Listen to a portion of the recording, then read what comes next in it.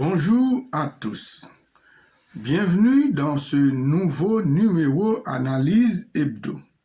Nous sommes heureux de vous retrouver pour un tour d'horizon sur les élections aux USA et leurs conséquences.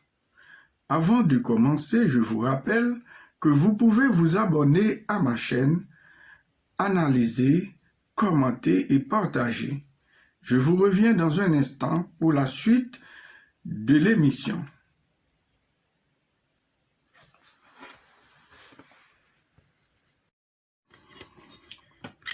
Bonjour.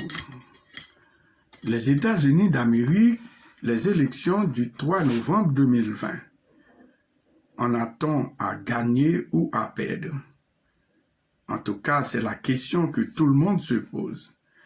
C'est aussi la question à analyser. L'émission d'aujourd'hui, qui est une suite logique de la précédente, sera consacrée à une analyse non partisane, impartiale et rationnelle sur l'avenir de la politique interne et externe des USA de l'après 3 novembre 2020 dans le contexte de la crise tricéphale. Une crise économique, sanitaire et raciale. Restez branchés pour les détails, nous vous reviendrons dans un instant.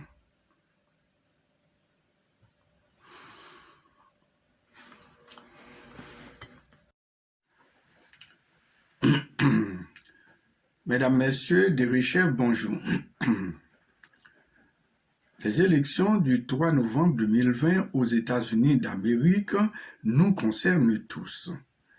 L'avenir de la planète dépend de leurs résultats et aucun pays ne peut l'ignorer, quelle que soit la position géographique, l'idéologie, l'ère d'influence, la densité de population, le niveau de développement économique.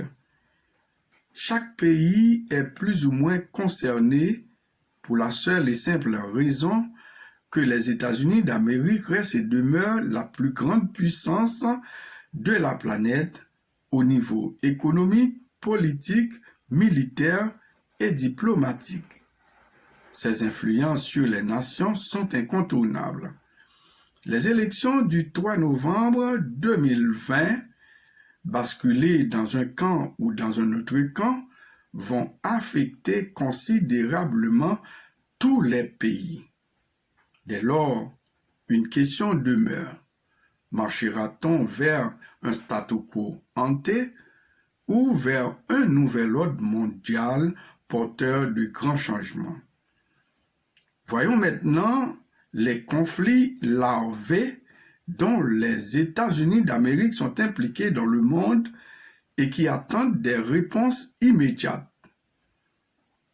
Citons par exemple le conflit américano-chinois pour une question économique et politique, ceux du Moyen-Orient avec l'Iran pour une question nucléaire et qui ont mis dos à dos les États-Unis d'Amérique et leurs alliés traditionnels, l'Union européenne et les grandes puissances du Conseil de sécurité des Nations unies. Ceux du Venezuela avec le président Nicolás Maduro, où le président américain cherchait à le renverser au profit de Juan Guaidó. Et quant aux organisations politiques internationales comme l'ONU, l'OEA, l'OTAN, l'OMS, elles sont toutes dans le viseur de la politique de la terre brûlée des USA. Peut-on avoir un mieux-être avec les résultats des élections du 3 novembre 2020 aux États-Unis? Peut-on avoir un monde de paix dans le concert des nations? L'avenir nous le dira. Je vous laisse ici, chers auditeurs, et à la prochaine pour une nouvelle vidéo et un nouveau sujet à l'approche des élections. Merci et à bientôt.